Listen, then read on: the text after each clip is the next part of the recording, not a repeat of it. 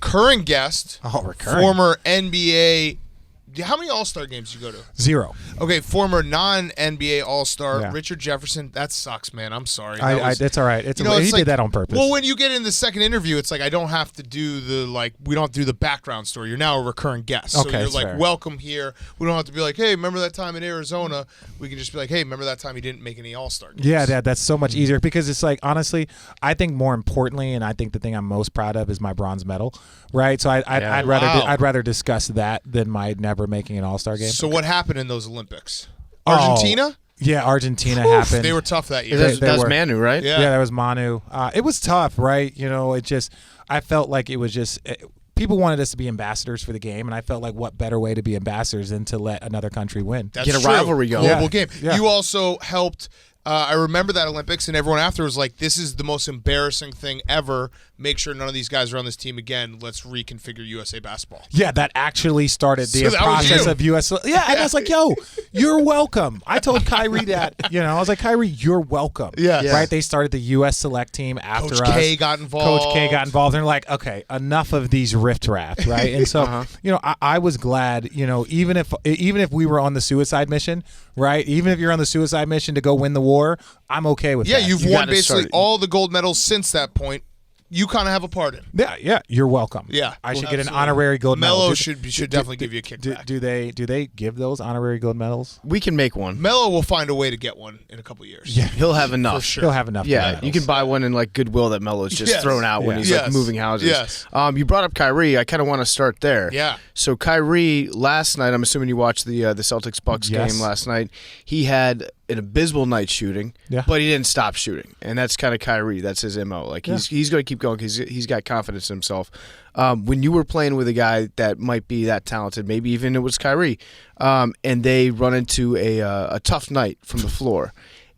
At what point do you start getting frustrated as a teammate, being like, "Hey, spread the ball around," or do you have that faith in him as well? You have to have that faith in your guy and your hero, right? Like every team has a guy that's like, all right, it's your turn. Like go get it. But if you look at the rest of the game, who else did anything? Jason Tatum wasn't doing anything. Jaylen Brown, what was he doing? What was Gordon Hayward doing? So like it was more of like when you lose by 20, it wasn't just because Kyrie struggled. I think the rest of that team is talented enough that they would have figured it out. If Jason Tatum had, 26 points, I don't think Kyrie was going to just like move him over so he could go 3 for 22. That wasn't going to happen. Right. Do you still talk to Kyrie at all? No, we haven't really spoken. Okay. So maybe this actually helps your answer because you haven't spoken with him. What did you take from his year? It's been up and down in terms of being the leader. And that was the whole, I want to leave Cleveland. I don't want to be in LeBron's shadow. Then I think he quickly found out that it's probably harder than anyone realizes to be the alpha on a team that has championship expectations. Wow. Were you surprised at all that Kyrie had trouble with that? Like, was he, when you were around him, was he tough maybe day to day to read his mood or whatever? No, I'm not. Let's say this. I think some of the up and downs weren't necessarily all his fault. Mm-hmm. I think bringing back Gordon Hayward and him to a team that had won, that were, one game away from going to the NBA Finals.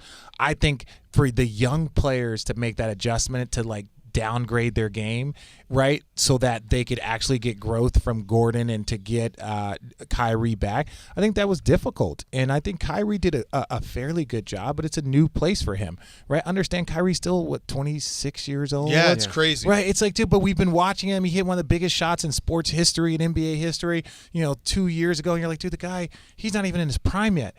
A basketball player's prime is like 28 to 32. So, for him, the prime is not just physical. It's also emotional. It's also mentally, right? So, he will continue to get better. And I think, that's when you become a great leader. Yeah. Right. When you were playing, as the playoffs go on, it's exhausting. It's almost like another, quarter of a season sometimes to add on there at the end. Was there ever a small part of you that was just like, it wouldn't be the worst thing if we lost because I'm tired and I like to go home. No. Sit on my couch. No, there are moments where you're like, yeah, do we really want to? No, but you always want to do that because the postseason is the most fun. People ask me, do you miss basketball? 17 years, do you miss basketball? Hell no, I don't miss basketball. I do miss the postseason. Ball isn't life for you? What? Ball isn't life? It was at one point in time. It's the other stuff, I bet, like, waking up early, going to practice, doing all the running and shit. Yeah, when you're playing a Tuesday game in Milwaukee and then a back-to-back game in Sacramento and then you're flying to Utah, and it's just like I don't miss that when you're on a plane during New Year's. I've been on a plane where the pilot's like, congratulations, Happy New Year's, everyone. And you're just like, awesome, this is a lot of fun, guys. Yeah. But playoffs you miss. Playoffs is the best thing to me. It is the most fun. That I would watch the most basketball during the postseason as a player. So that's the best part of the game. That's what everybody wants to play. So in the postseason, you're never in a rush for it to be over. So we're going to probably run this on Monday. So there'll be some basketball that happens in between. Game 3 of the Rockets Warriors. But you did say, I saw this maybe it was 2 days ago or yesterday, you said Kevin Durant is the most unguardable human that's ever been created. Yes. And you played with LeBron James. Yeah. And you played against Kobe. Yeah. Played against Shaq. Played against MJ. Yes. For a minute. Well, again, I see where you're going with this. I'm just wondering. No, I want you to expound on it. Like I kind of agree with you in a weird way because no one's had. And this is what I'm saying. I'm not saying he's better than Jordan. I'm not saying he's better than Shaq or Kobe or Bron. I'm not saying any of that. What I'm saying is that when you look at all these guys, and I think there's been other guys get there, he does things at such an efficient level and at such a high rate. Like he's won 4 scoring titles. Like how many scoring titles would he have if he stayed in OKC? Mm-hmm. Right? He would probably be up there when we're talking about 6, 7 scoring titles. Like, James Harden probably would have, beat him 1 or 2 years. But we're talking about a guy that would have 6 or 7 scoring titles in his career because he's that good. But he's a 7'2" guard. He shoots 90% from the free throw line. He's shooting 50% from 3 right now and 50% from the field and averaging, 40 points a game over his last 5. Only thing I'm saying is, like, look, Shaq couldn't shoot free throws, right? MJ wasn't 7 feet. MJ wasn't 7 feet. LeBron right? couldn't shoot Now, don't get me threes. wrong. I'm taking MJ in a game, right? I'm just saying if you had to create a basketball player, I think the 2 guys that you would create are probably Bron and KD for very different reasons. Mm-hmm. Yeah. Right? So, like, that's my thing. It's a good point. And it's a good debate to have because I do agree with you. Like, in terms of when you take it out of not greatest, just like man to man, and actually Giannis will probably, if Giannis can get a 3-point shot, he'll be up there. Yeah, and I don't know if Giannis will ever be able to get it because KD shoots a lot of threes. I know. Right? There's a difference. Not all 3-point shots are created equal. Like he could shoot 40% in a season, right? But shoot 3 a game, right? 4 a game. Like KD might put up 10 threes in a night. And look, think about it. We all know how great Steph is. But how good are you when you show up to a team with a 2-time MVP and you immediately turn him into Pippen, right? And he's in the prime of his career. Wait, so have you changed? Because you were critical of Kevin Durant when he went to the Warriors, and you said he kind of stole a ring from you. And as a podcast, we have literally never, PFT, you can fact check me, we've never said a bad word about Kevin Durant ever. Yeah, we love him. No, I didn't. The best way to say my issues were more of in a playful manner, right? And some, this league, hashtag this league. Yeah, people weren't, he didn't think it was as funny as I did. Really, Kevin? Yeah, Kevin, yeah, it's surprising. Like you got a good sense of humor. No, but my whole issue was never with like I understood why he went there. Same reason why I went to go to Cleveland. And I was like, I want to play for a championship. I want to play good basketball. I want to be on the highest level. And he felt like that was the best thing. I have no issue with that. But the only issue that was more of like, hey, dude, like you understand you're going to get some heat. Like he criticized Bron. Yeah. He criticized Bron when Bron went to Miami. And then even then, when Bron became the villain in Miami in everyone's eyes, he did the same thing after criticizing him. And then he became the villain. And then he acted like he was surprised that he was the villain. Right. I agree with that. Where can he go, again, as a podcast that's literally never said anything bad about Kevin Durant, where can he go to satisfy the haters like you? Oh, wow. See, I think we've said a lot of shit about Kevin Durant. Yeah, no, I believe you.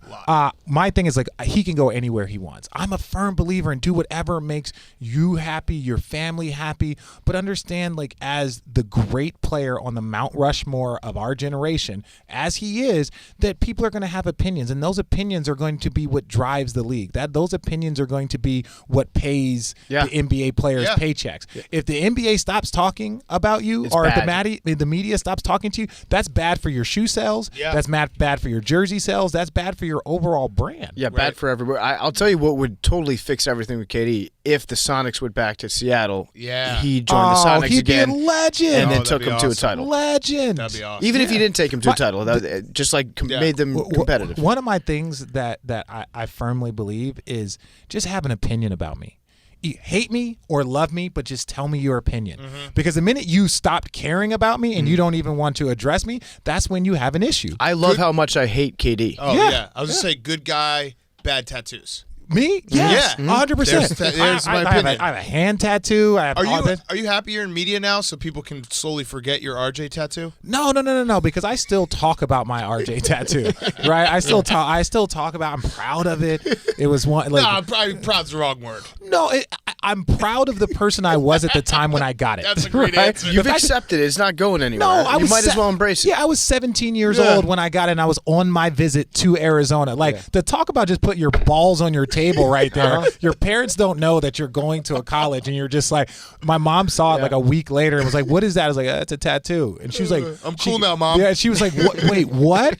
And at that point in time, obviously it was done. And two, I was going to college. What could she say to me? Your own man. I'm gonna have you put your GM hat on real quick. Oh, let's By the go. way, do you have any interest whatsoever in getting into the game, like working for a team at some point? I or have, just I have media? interest in money. So, Okay. you know, Same. that's, Same. you know, whenever the opportunity presents We'll itself. help you. Okay. Yeah, so- okay. So Thank you. Let's put your Magic Johnson hat on. Okay. Oh, wow. Yeah. How do you fix the Lakers in 3 moves or less? I would change everyone that's in my front office, and then I would go and steal someone from the Spurs. Trajan Langdon is a guy that's up for the Minnesota job. He was a part of the Cleveland thing. He was a part of bringing the Nets around. I think he's up there. I think needs a lot more checks and balances. I think even Jeannie Buss needs somebody that can tell her no, or can go in there and win an argument. And it doesn't have to be someone that she's friends with for 20 years or someone that she knows. And that's issue for people. That's very difficult. I think Jeannie Buss is a great owner from the standpoint of she cares about their team. She cares about her family legacy. So all that stuff's great, but she still needs somebody to be like, no, this is wrong. And Right. Magic, anybody that needs to know how the Lakers have been run in the last couple of years, look at how Magic Johnson left. Yeah. Right.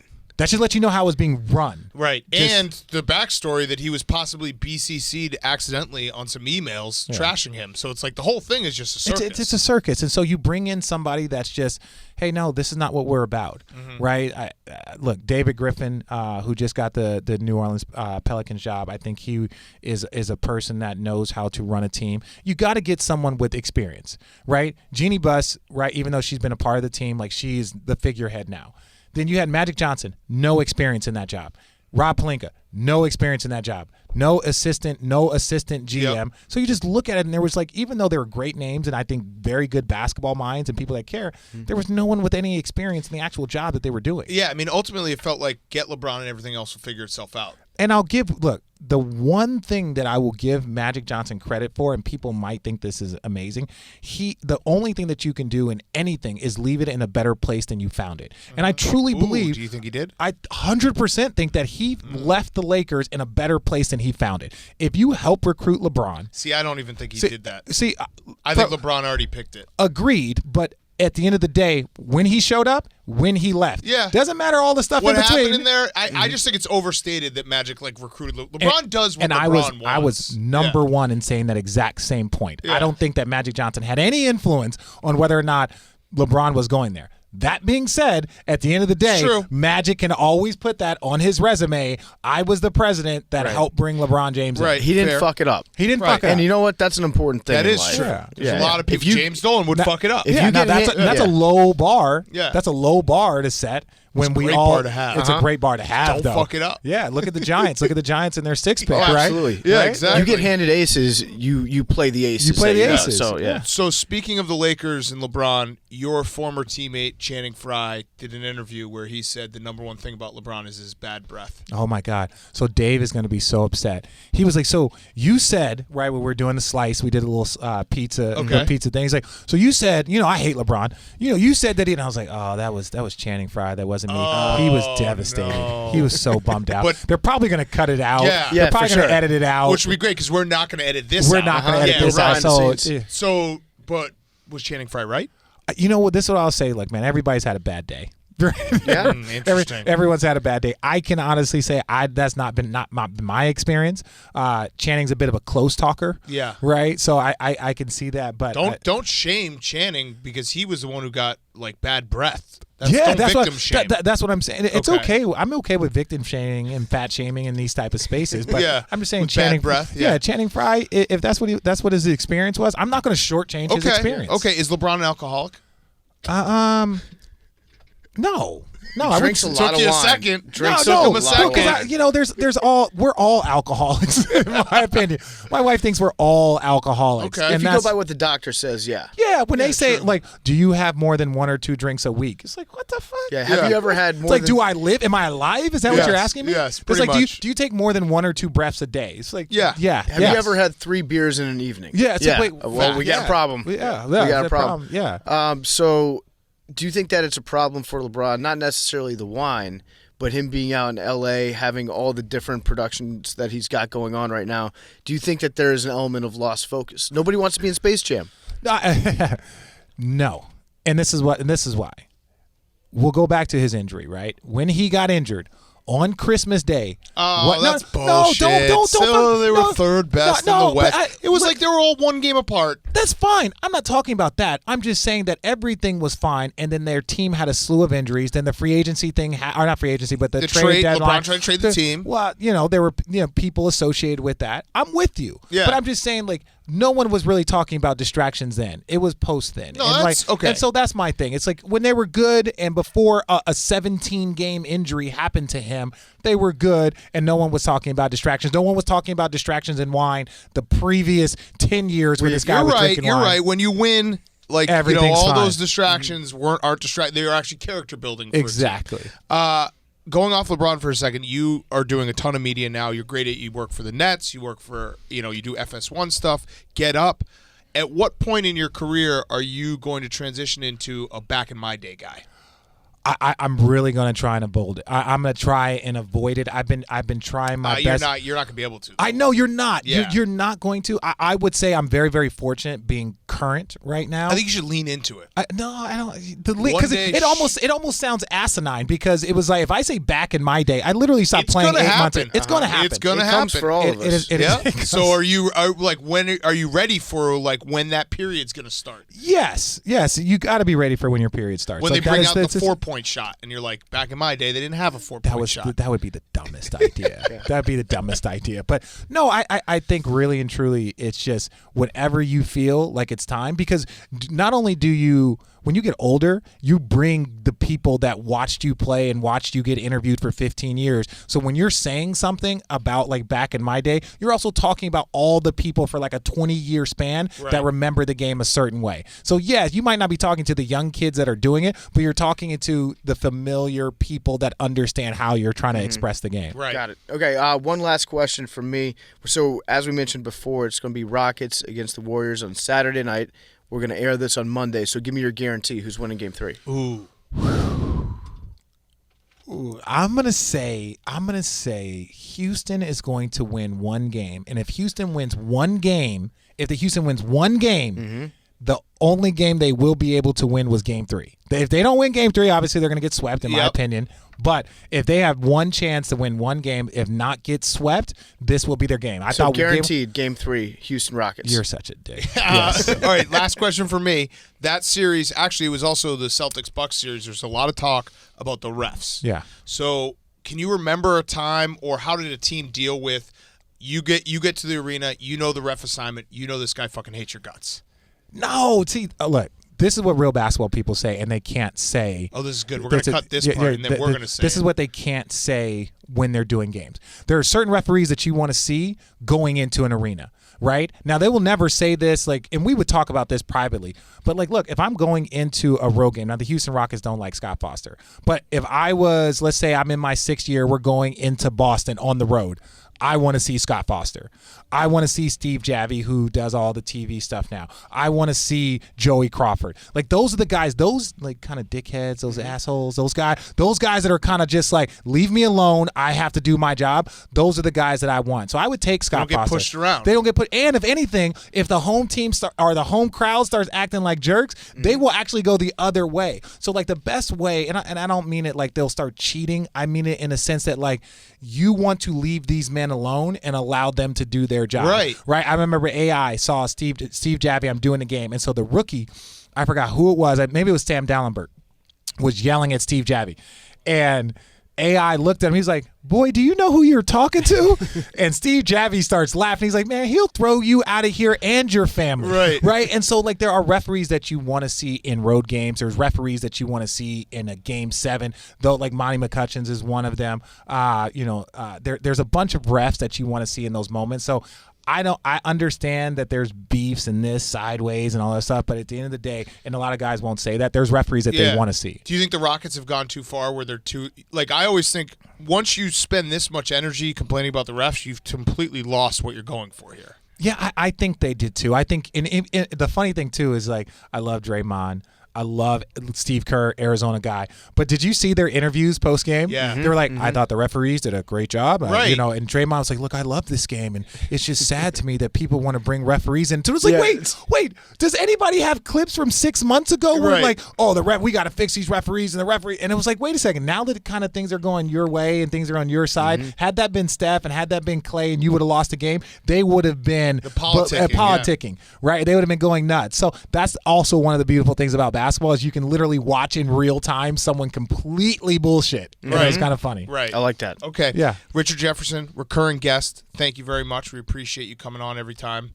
Also, Jared Dudley's dodging us. Can you hit him up? Why? What? He's dodging us. We called him out. Really? Why? He said he would do an interview, and then he decided not to. And then he said that he never agreed to it, but we got the receipts. And then we told... You got the receipts? You guys are paying people? You guys have never paid me to be on here. He will do it, and then we also took a hardline stance where we had Jimmy Butler and Ben Simmons' side in that whole beef. You guys are just so charming when you guys disagree with someone. You got to pick sides. We're also very biased. So, but we open. If you say you're biased, if we're like, we literally said, Jimmy Butler and Ben Simmons were in the right because Jared Dudley didn't do an interview with us. It's that simple. That's fair. So you want me to hit up Jared and be like, look, I think you guys. I had fun. Just left the part of my take, guys. Man, they're fun. Yeah, but then I would be lying. And that's the issue here, because then my credibility is at stake. Now I'm an Argentina stan. I love Argentina basketball. Don't cry for me, Argentina. You look like you're Argentinian.